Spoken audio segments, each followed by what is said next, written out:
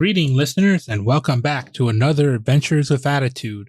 When last we left our heroes, they had encountered a strange psycho henshin White, a weird former trainee of the Henshin Academy who had a device strapped to their arm, and they proceeded to try to kill Marcus.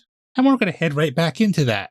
If you've been enjoying our show, please give us a review on your podcast listening app of choice or on Podchaser or Apple. It'll help spread out our show, and it'll let us know what you enjoy about the show, what you'd like us to change, that kind of thing. Our promo for this week is World of Wildevere. It's a fun podcast using its own original tabletop RPG system that was a lot of fun. I, Sean, had a chance to play in it, and I played a skeleton man who invented barbecue sauce.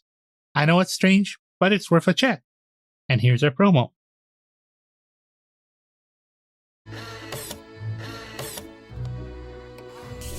Hey, Scales, is this thing on? Yeah? Okay. Hello, I'm Asher Flintheart, and if you're hearing this, that means you can listen to the World of Wildevere podcast. You can listen to the podcast on Spotify, Apple, Google Podcasts, and more. The show is me and my 5 friends, Scales and Plaque the Created, OJ the Koboloi, Rhodes the Snow Eidolon, and Ori the Moon Elf. We play a free indie TTRPG called Wildevere, run by the people who write the game and their friends. Watch us travel the magical city-states of our cozy, friendly, and wild world, learning new skills and enjoying a lot of new adventures in a Saturday morning kind of style. We release every other Wednesday on all major podcast platforms. You can also follow us on Twitter at Wildevere or on a Discord server you can find at worldofwildevere.card.co. Thank you so much for listening to our travels. Rose is gonna flake when he hears we have clout? Whatever he called it. Bye-bye! Skills, you can stop now. What do you mean OJ's gone? Oh, no.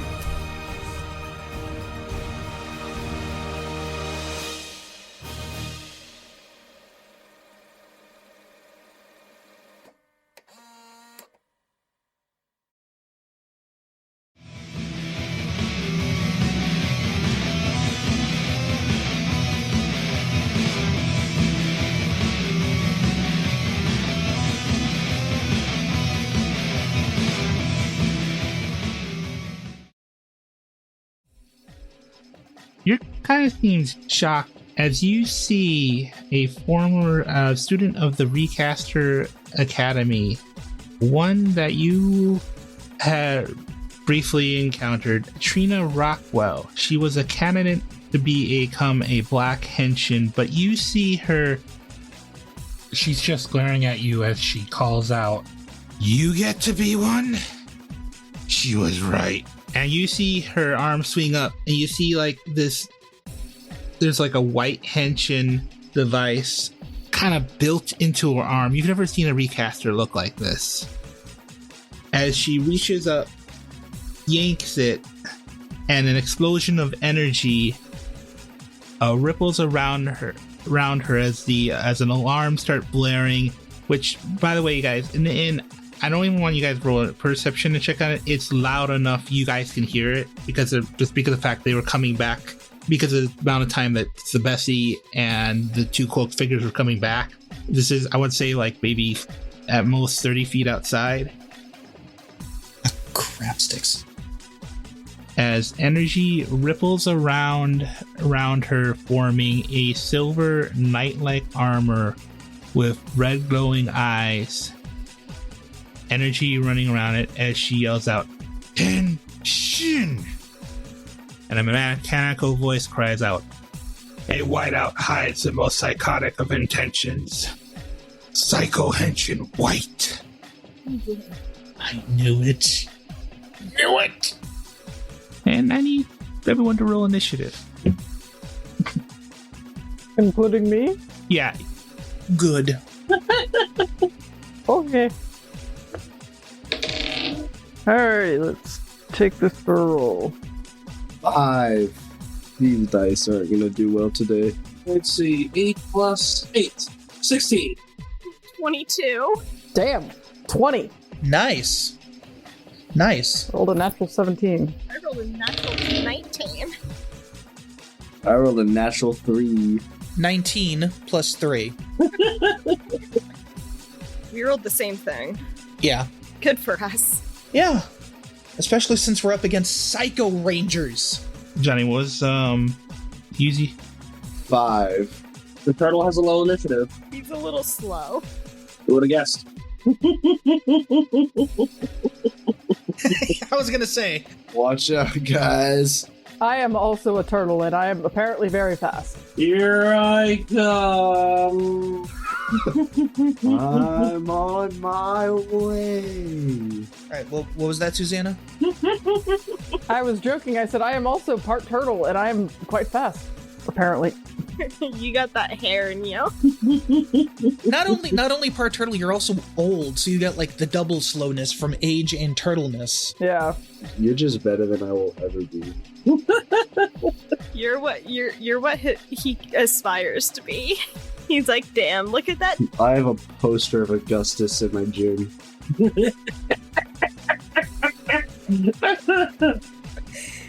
In front of his treadmill.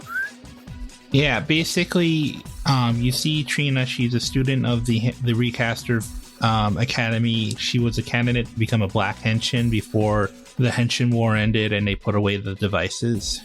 Okay. And she basically said, "You get to be one." She was right. They noticed my recaster when they walked past me. I guess they're too focused on the mission. Trina's too focused. The other one noticed. That's why they turned to face you.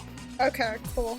I was just wondering. I thought maybe I could, trick them, but I guess not. I wouldn't want to either. I have normal human stats without the armor on anyways. We all do. These are our nobody forms. So you guys actually lucked out. Yay. Did they roll ones? Did we? Look at that guy. He's being nice. You both beat. The first in initiative is Thebesi, followed by Marcus. Higher dex. I have a 17 dexterity. I have a 16 dex. What did you guys roll? We rolled 19. We have +3. 19. Damn. Oh yeah, you're tied with Trina. We all rolled really high. Yeah. I got lucky. Yeah, good rolls. I'm rolling my Dice Dragons dice. I'm enjoying my spinner dice. Metal dice for the win. Trust me, Susanna, these good rolls won't last. And feel free to give some flourish when you guys attack. So you just tell how you're attacking. No, I mean, seriously, I generally roll balls. It's horrible. Like, Hannah, bad. Yeah. I'm going to be attacking to, stun them and, disarm them. Not with, any kind of attempt to lethally harm them. Okay. So the one that's facing... So, Thebesi, as she has seen Marcus do multiple times, and she has done, I think, maybe 3 times herself at this point. I'm sure some random person's like, oh no, it's 4 times now. Grabs her thing and pulls down to put her henshin armor on, and takes her great axe off her back, and charges towards the person who's facing her. Okay. Does this person have one? Or is she just a human friend? They have a strangely gray faded version of the same one that Trina has. Okay. Have they henshined? Yeah, I would say they would have henshined at the same time, but there's just... Okay. Weirdly enough, theirs doesn't have really a call. It just says alarm, but there's no name call. Okay. Cool. I just wanted to check. And their armor is also faded as well, like a bad photocopy. Yeah. Okay. Xerox Ranger.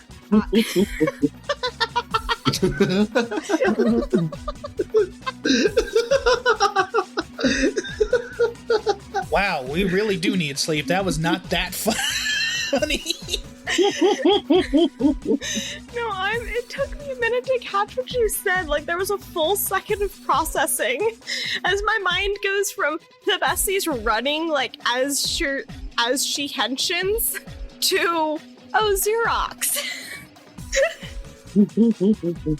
Yeah, so Thebesi kind of, she doesn't wait for the whole haul or anything. She just takes off charging towards them and draws her great axe as she henshins, and smacks the person with the blunt end of the axe Because, like I said, she's not trying to kill this person because murder's bad, and this might be a miscommunication, but she's also still a little pissed off and upset, so she needs to take her aggression out on something. So she hits him with the blunt end of the great axe, and I don't think that a 6 plus 6, 12 would hit. Yeah, the person manages to parry with their... I feel like they kind of move their short sword and kind of parries it away. Darn. I don't think I have another attack. That's at 5th level. Alright, well, that's her turn. Okay, Marcus, it's your turn. Yeah, Marcus is gonna henshin. He doesn't really have anything to say. His brain is going, what the hell, what the hell, what the hell? Psycho? White? What the hell? And he's going to ready his halberd, and yeah, he's gonna rush and make sure he takes this battle outside of the Dragon's Delight, because he does not want... Oh yeah, you guys are outside of the drag. You guys are outside of it. Civilians. Okay. He's going to try... He's still wanting to rush forward and keep them away so as to not draw civilians into crossfire. So... Is henshining a bonus action? Yeah. Yes. Okay. They put it in a weird place in the book, but yeah, it is. That is what I wanted to know, because of my polearm master feat, I can also do something with a bonus action. But since I've already used a bonus action, I can't do that. So yeah, bonus action to transform, movement, and I guess I'll attack too. All right. 17 plus 5 for a 22. Nice.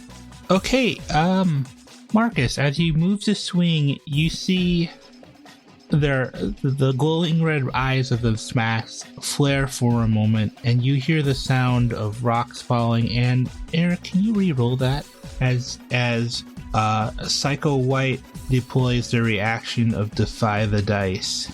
Ooh. 16 plus 5 for a 21. That's not much of a defiance. You can see them kind of parry, and I defy you. No, you don't. Parry this. I counterspell your counterspell. Okay, so I think you kind of get a sense that there's a twisting of magic, and I think you just kind of see it coming. So as you start to swing and you miss, and it misses, you kind of curve around and kind of backhand them. You follow the motion. Right. A follow through. Yeah. All right, and what's the damage? Slashing. Damage is 8. 5 plus 3. All right, okay. They were all Marcus, no, and you were like, Marcus, yes. Right. Okay, and now it's Augustus's turn. Oh boy, I'm nowhere near these people, am I?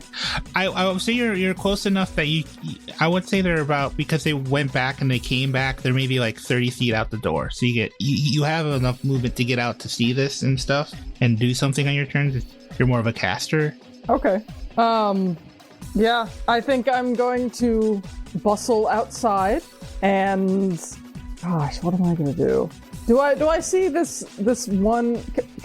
Would I even know which of these ones is the good guy and which one of them is the bad guy at this point? You would, because you're the advisor. You've probably been coordinating these reports to the duchesses, and you know that the ones in white and gray have been... The gray armor is what's been attacking the city. Okay. You also saw Marcus transform. Yeah, alright. Yeah. Alright, then, Transform to threaten me. Augustus is going to come over and point at the one gray creature, and he is going to say, well, now I'm going to need to ask you all to just calm down, you gray-skinned freak. And he's going to cast Vicious Mockery. Interesting. All right. I don't know what the creature actually looks like, but this is gonna work. How do I do this? Here's hoping. Oh no, the old man just get off my lawn, Psycho Gray. Yes, that is exactly what just happened. He crumpled up that Psycho Xerox. It's gotta beat a 15 for a vicious mockery. Yes. Okay, shoot, it got a 14. Then it fails. Yeah, so it's gonna be 1d4. Hey, I have a D4 somewhere. Hang on, I gotta dig one out. This'll do. Come here, you. 2. Okay, it kind of just stares, and now it has disadvantage on its next attack. Yeah, that was mainly what I was trying to do. Thank you. Trying to force that disadvantage on the next attack for you guys. Nice. Okay, do you have any bonus actions you want to do? I'm just gonna stay kind of outside of its range. I'm not standing very close. I don't really want to be involved in all of this. I'm just going to yell at people until they do what I tell them to. Like a true old man. I love it. Excellent. All right, and now it's Trina's turn. What's your AC, Erik? My AC is, let's see, 10 plus my dexterity plus my charisma, which, hey, went up because of level 4. So 10 plus 3 plus 1, so 14. Okay. Wow, she has bad luck. Yay. You see Trina pull her longsword, and she slashes upwards, but you manage to catch it and parry it with your halberd. She's growing frustrated. She swings again, and it's just glaring at you with such hate. And then it's Obsidian's turn. I just wanted to look at Trina and go, I'm sorry, do we know each other? Oh, you jerk. Oh. Oh, me. Okay, I have a question. Yeah. Because it, depending on the answer, is how stupid Obsidian will be. Stupid. Is there any chance he recognizes this stuff from his time with Bone Meister or not? Like, I don't know if this has anything to do with him, but I have to ask because, yeah. I would say that this is new. This is definitely new for as Obsidian's coming out and he's seeing this. So nothing about it would remind him. Nothing about it would ring any bells about Bone Meister. Actually, roll me a quick history check. All right, I am not proficient there, so let's see how this does. Ooh, 17.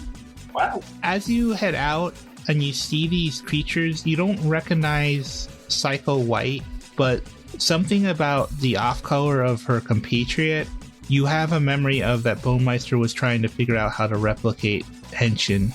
Hey, Sean. Oh. Yeah? I forgot something. I have Mentor's special technique, which gives me a +1 to damage rolls. Okay. While wearing my henshin armor. Okay, I'll fix that. She's still not blooded yet, though. Okay, I'm just, 1 point's 1 point. I'll take it when I can get, All right. Time for slightly less stupid than he would have been if he hadn't recognized it at all, which is surprising, I know. But, he feels it's more stupid doing what he's about to do now. Where as soon as he sees the gray one, it's like, that memory hits, and it's like, oh, son of a pensioning Ozzy charges to, instead of hitting with a hammer, just punch the gray one. Obsidian is not smart. Okay. So, roll, yeah. Have you transformed yet or not? Yes. Transform, mentioned on the way, as a bonus action. Okay.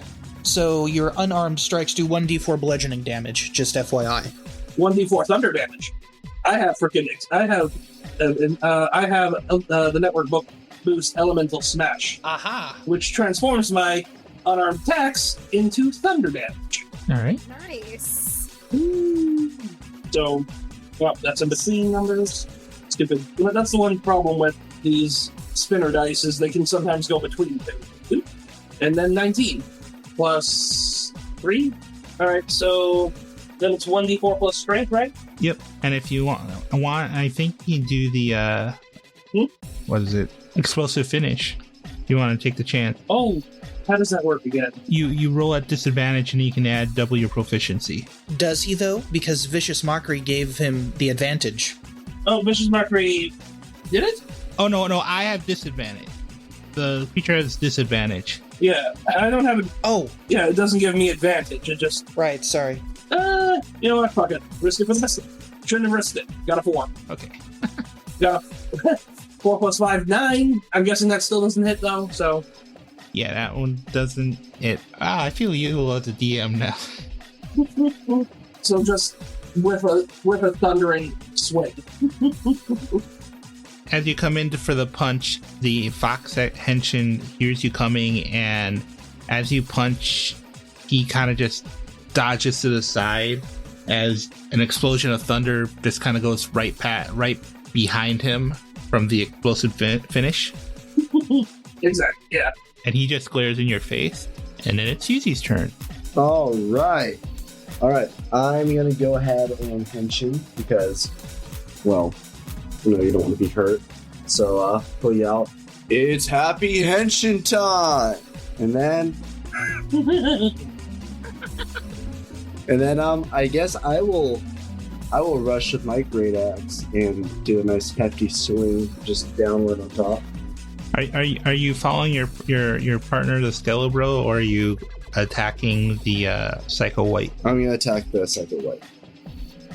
Okay. Alrighty. I really don't want to do it. It's an 8. Well, are you? The other question is, are you moving to the side of them, or because I do have flanking rules. Straight on at that. Just a rush with the great axe above my head. Yeah, but if you're flanking, that means you roll at advantage. Then I will flank. Okay. Yeah, don't flank flunking. So went from an 8 to a 9. Don't flunk flanking. Wow. Oh wow. Okay.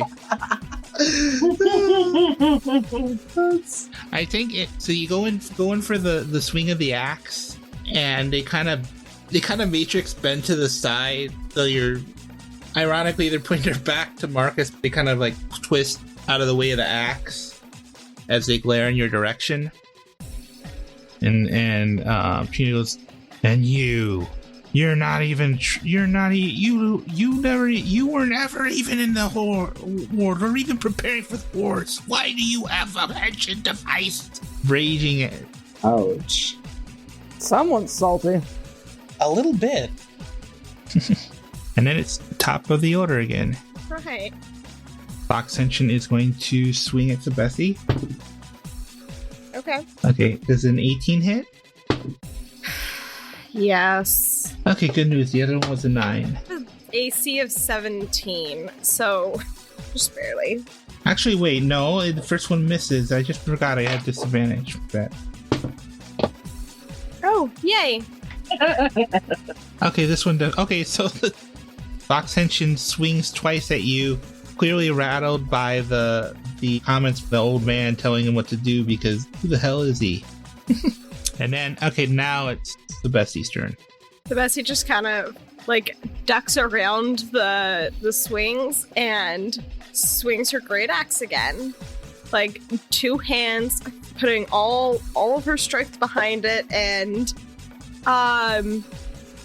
does a 23 hit? A 23 does hit. Good. I'd be scared if it didn't. Okay. 9 points of damage. Oh boy. Okay. 2d6 plus 4. Okay, take 9 points of damage. It is bleeding a weird black ichor as you slash across the front of it, tearing a chunk in its armor. That's disturbing. Is Gabby not helping us? Just wondering. Oh, I forgot to roll for Gabby. I'm sorry, guys. All right. Oh, yeah. Simple enough. She was kind of sidelined by the argument, and she's taken a moment to figure, She's collecting her thoughts. It's all very shocking to her. All right. Apologies, listeners. We're doing this at 7 a.m. Well, 8:30 a.m. now, but It's okay. so it's early for all of us. Did you have your coffee? I had some soda. All right. Same difference. Okay, so Gabby runs out and henshins as she runs out to strike at Psycho White, and she throws a punch and misses. And Marcus, you see Psycho White turn to her and is just getting more frustrated, and she just yells, "I don't even know you!" And now it's Marcus's turn, as you see Psycho White focus turn on Gabby. He's going to purposely try and get the attention back on him, saying, "She's a better henshin than you'll ever be, apparently." Oh. And he's going to attack with polearm again. 16 plus 5 for 21. Okay, that hits. That'll be 14 points of damage, because I'm remembering, Mentor's technique. That adds to my damage. I rolled a 10, and I have plus 3. So I rolled max damage, shit. What was the full damage? 14 total. I rolled a 10 on the die, and I have plus 3, plus 1, so 14. Okay, But then I would like to use Polearm Master and my bonus attack to make a melee attack with the blunt end of my halberd, if I may. Alright. Whoa! Come on. Oh, shit. That's a natural 20. Yes. So, that's a 25 to hit with the blunt end. Alright, I'm going to tell you an expression, but I just needed to know how the reaction to it happening, okay? So how do you want to do this, Erik? Okay, so she turns and looks at Gabby. I yell at her what I said to purposely enrage her and get her attention back on me. And then I just come down with a heavy slice for my attack. But then I quickly follow up with the blunt attack, which is a D4, by the way. 3 points of damage. Well, let's put it this way. There's no way you cannot. But I just crack her aside the helmet to try and knock her out, basically. I'm not trying to kill her. Okay, so like as you hit her with the halberd, you carve into her armor, and then you hit her you strike her across the head, and you see as she seems to start to fall backwards, and then something really creepy seems to happen. The recaster glows, and there's energy flowing into it, and you kind of see her dagger kind of like with cracking noises kind of like pop back up, sort of like a zombie. Oh no. But not quite. She's not zombified. Right. As the red energy flares around her helmet, and she... Oh, dang. She recovers 9 hit points as she defies the striking blow. Oh. Her eyes glaring at you for a moment, and then Augustus, your turn. Let's see. So, does this person look like they're still, like, in control of themselves? Yeah, it sort of seems like the device, it was to make sure they didn't fall down. Oh. Well, I think I'm gonna make him fall down anyways. And I'm gonna cast Tasha's Hideous Laughter. Ooh. Ooh. It's a wisdom save. Alright. Oh, okay. She got a 19 this time. Alright. Well, that's my turn. I could have done explosive finish too. I gotta remember that. It brings it back to Trina, who's clutching her chest. She looks at Marcus, glaring, and then glares in Augustus's direction. You can't stop us, old man. This isn't over, Marcus. I will have my revenge for what you took from me. And she suddenly teleports out.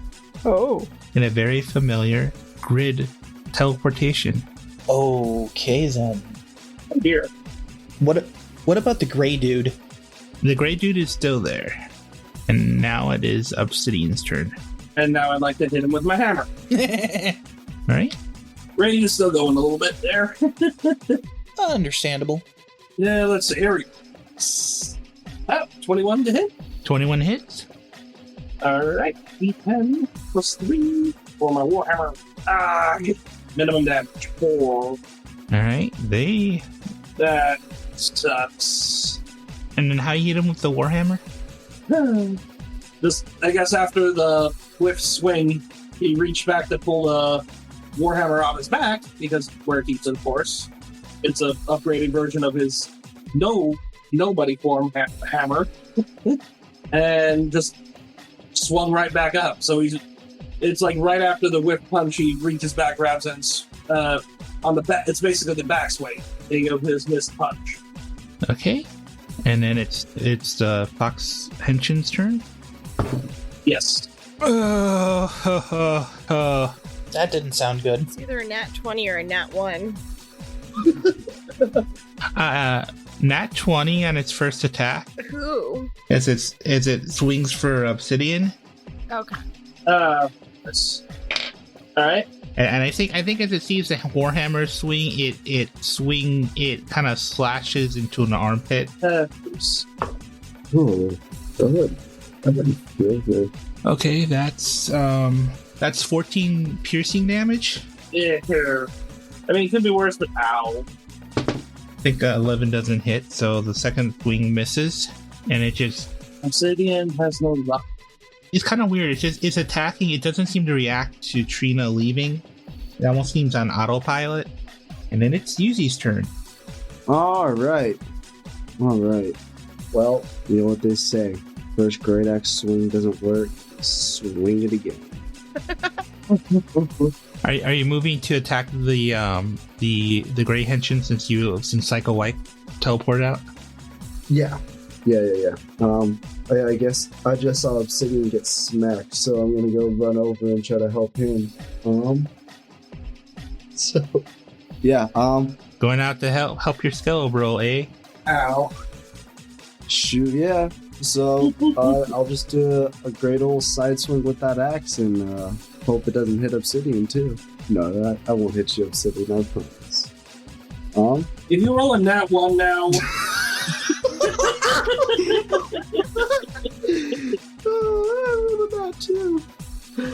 I rolled it out too. Oh, jeez. You almost hit me! I will say you have enough room to move to flank if you want to, Johnny.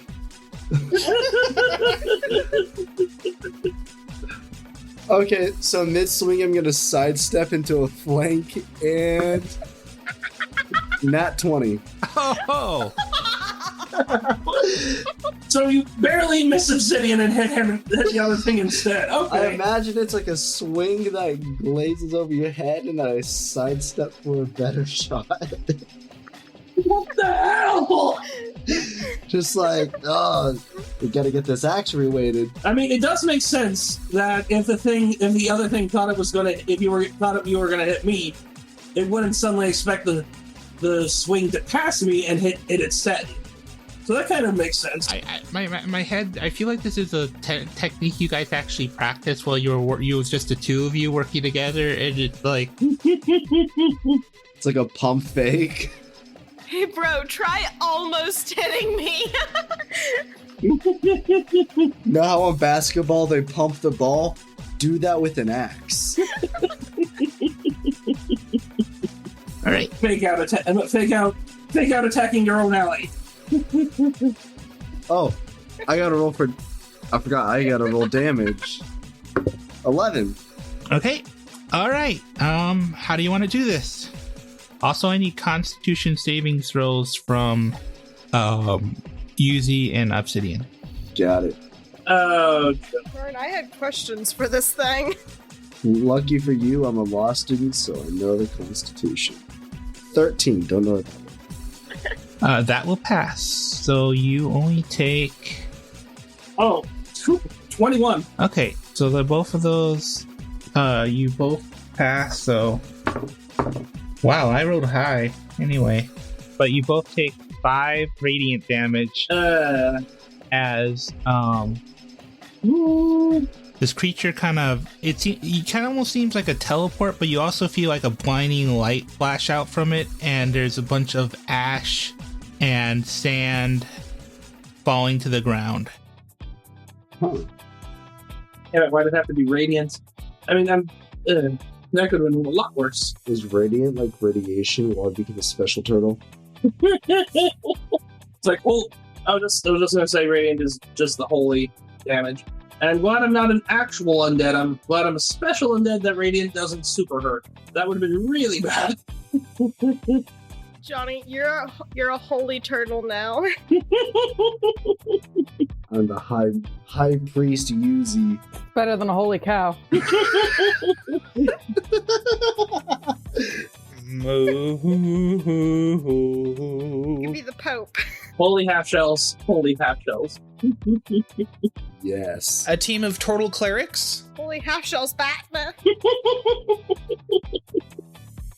The cloak falls from this creature as it teleports, disintegrate. You're not sure, and while you can't question it, you could investigate the cloak. Yeah. Yeah. Yeah, I was gonna say, I'd like to, pick that cloak up and investigate it.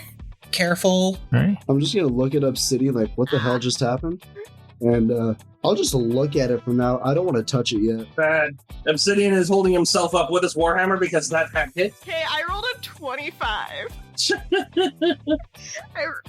I rolled a 25 on investigation. Wow. Okay.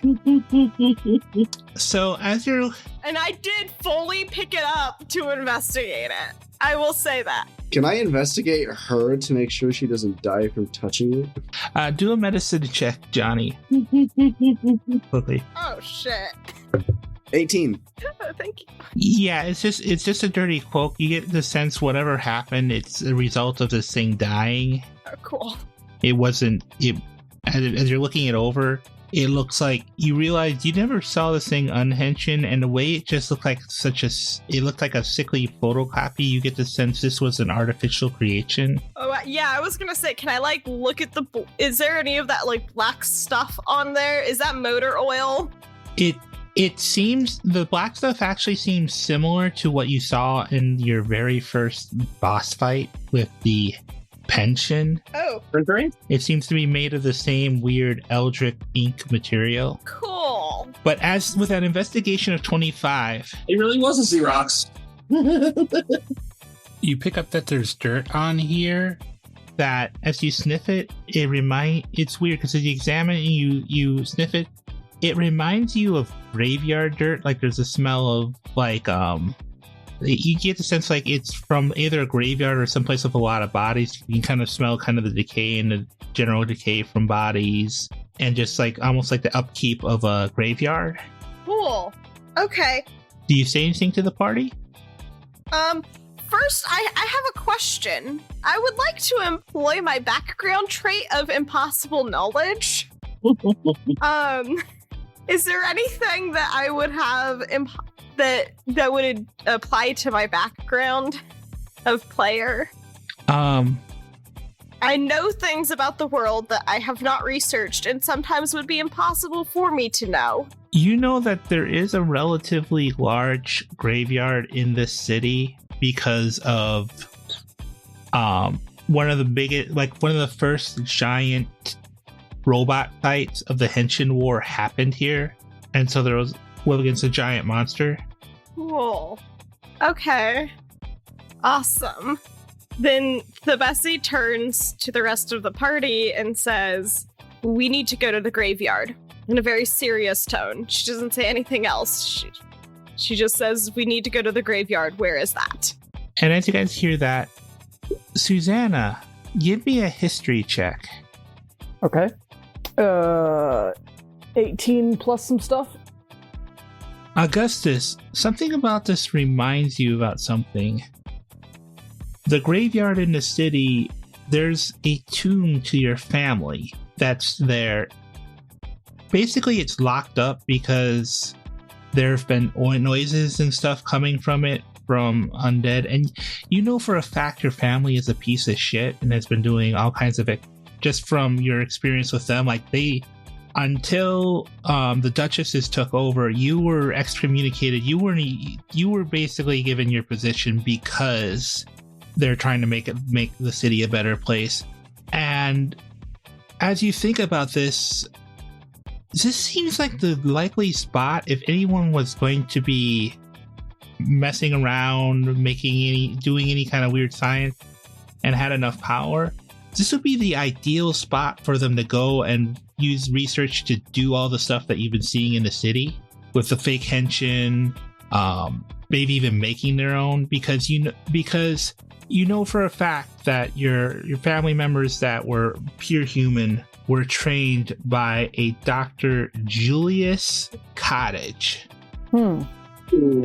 And prized artificer and inventor who focused on biology. They did a little bit of everything: biology, mechanetry. He's a very well-known inventor and mad scientist in this world. Julius Cottage, huh? Yeah, I think I tell them that. And I say, well, I know where I can bring you to this place. Would you follow me? Marcus will nod and say, yes, please, we don't seem to have a lot of time. And that's where we leave off this session.